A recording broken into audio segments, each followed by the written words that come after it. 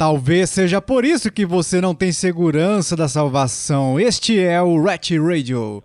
Uma peste no cristianismo evangélico moderno. Tudo bem, existem muitas delas, mas uma das pestes que ouvimos falar com mais frequência aqui no Rat Radio é quando o indivíduo fica receoso pensando não ser salvo, preocupado se não está no reino de Deus, sente que Deus não os elegeu.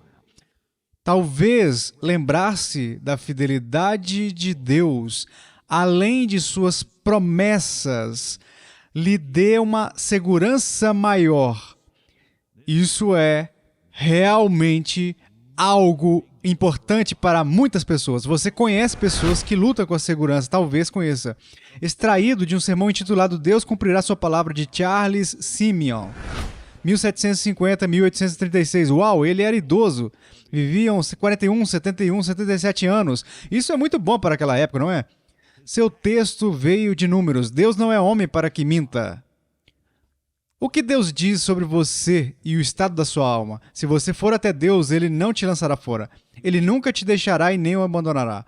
Você não pode escapar do amor de Deus que está em Cristo Jesus. Você está nas mãos de Deus e não pode ser tirado. Essas são promessas. Deus não mente. Mas esse homem morto e perspicaz disse: há algumas pessoas que estão inclinadas a pensar, bem, talvez ele pudesse, talvez ele fizesse, talvez ele tenha feito. Isso é comum. Sob a convicção do pecado, quando os homens estão profundamente convencidos do pecado, eles acham extremamente difícil apenas descansar na promessa do Evangelho. Isso é para você. Se você enxerga o seu pecado e imediatamente conclui que está desqualificado. Agora, lembre-se, se você vive na prática intencional e impenitente do pecado, se você não se importa com a sua imundícia, então você está em apuros. Você é alguém que deveria se preocupar. Mas se você se preocupa, esse é um indício que você não deveria duvidar. Você precisa se lembrar da fidelidade de Deus e de suas promessas, de que Ele não se arrependerá. Essa é outra razão pela qual creio na segurança eterna, porque Deus teria que mudar de ideia, certo? Vou salvar o Jimmy. Não vou mais. Não. 12 anos é tudo o que lhe resta. Estou recuando. Não vou mais deixá-lo ser salvo. Ele era meu filho, mas eu o desadotei. Eu quebrei a adoção. Eu o deserdei. Deus não faz isso. Não há nada remotamente próximo disso na Bíblia. Ok? Esqueça isso. Você pode citar a natureza quid pro quo da aliança mosaica. Deuteronômio 28. Se você agir assim, receberá essas bênçãos. Se você não fizer isso, você não receberá. Ora, isso foi um contrato com uma nação. Promessa para as pessoas. Vamos agir assim ou então já era. Não, essa foi uma aliança condicional. Mas as promessas de Deus para você, que são repletas na Bíblia, não são condicionais. Elas não mudam. Não há nenhum indício na Bíblia para Deus mudar de ideia sobre você. Se você está em Cristo, você está em Cristo. Eu não estou sentindo. Não importa como você se sente. Olhe além dos seus sentimentos. Olhe para a fidelidade de Deus. E você não se preocupará mais com o estado de sua alma e poderá acabar tendo uma grande alegria. De volta ao homem morto. Deus não lançará fora ninguém que vá até Ele por meio de Jesus Cristo. Irá lavá-los dos pecados mais profundos e conceder-lhes todas as bênçãos da salvação gratuitamente, sem dinheiro e sem preço. Isso está em Isaías 55. Ora, isso parece bom demais para ser verdade. A pessoa que luta com o pecado não consegue conceber como Deus pode justificar os ímpios e, portanto, procura tornar-se piedosa primeiro para que possa ser justificada, e se não consegue trazer algo de valor nas mãos, retrai-se e entrega-se aos medos desanimadores. Isso parece com você, se você não tem segurança? Preciso começar a fazer mais coisas. Ora, há uma pequena questão, você deve fazer mais, todos nós devemos, mas não para ganhar o favor de Deus e nem para que Ele cumpra suas promessas. Sua promessa de vida eterna não é condicional. É certa. E talvez, apenas talvez, uma das razões pelas quais tantos santos estão lutando com a segurança é por causa da nossa pregação. Não estou totalmente convencido do que estou prestes a falar, mas penso que pelo menos é digno de nossa consideração.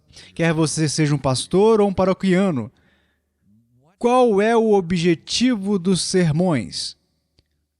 Qual é o sentido de pregar neste domingo?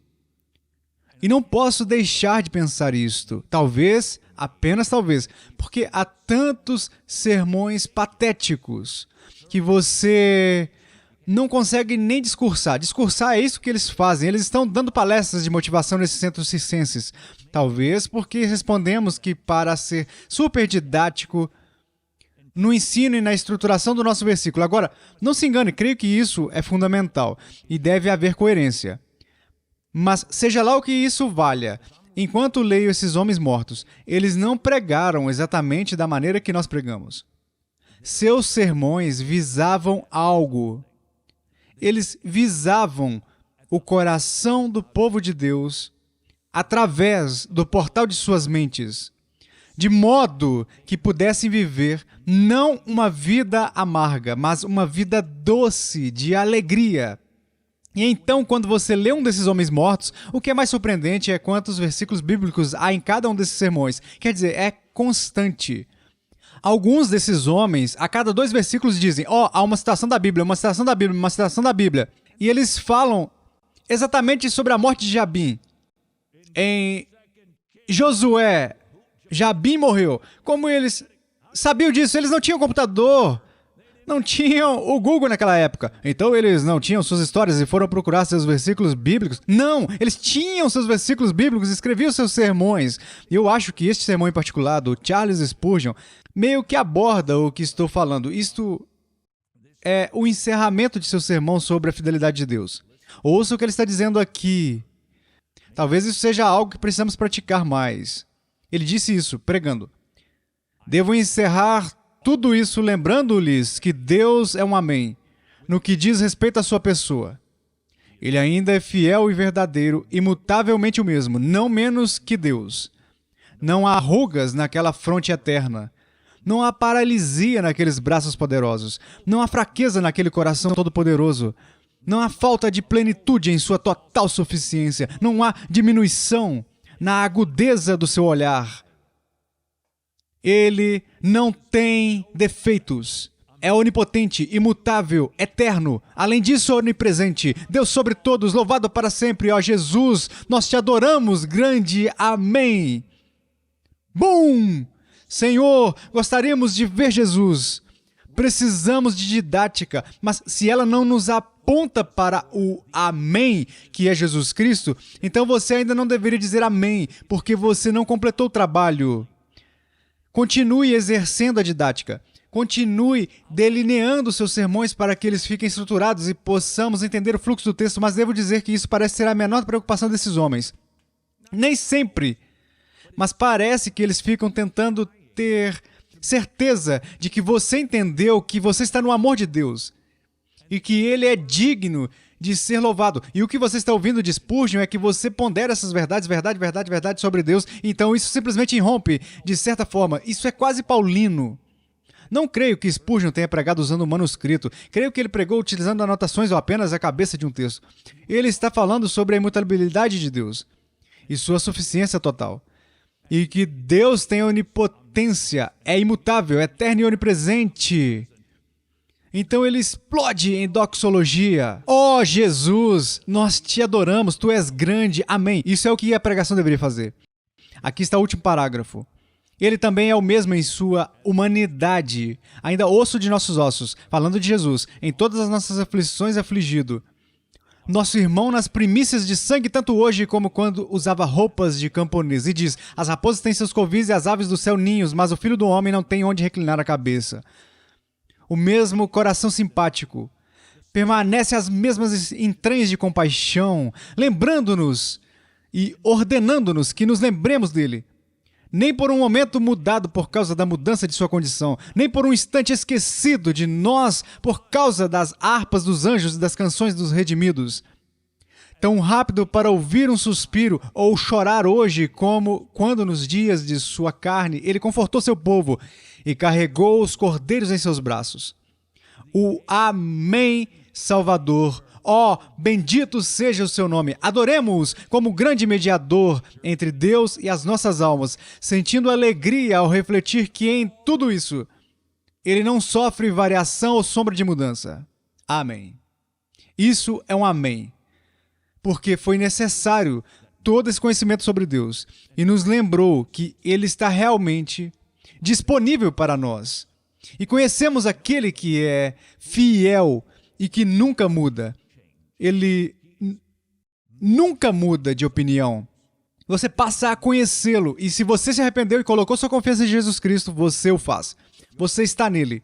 E se você estiver vacilando e sem segurança, você precisa se lembrar da fidelidade de Deus. E que quando lemos a Bíblia e vemos Deus cumprindo uma promessa, outra promessa,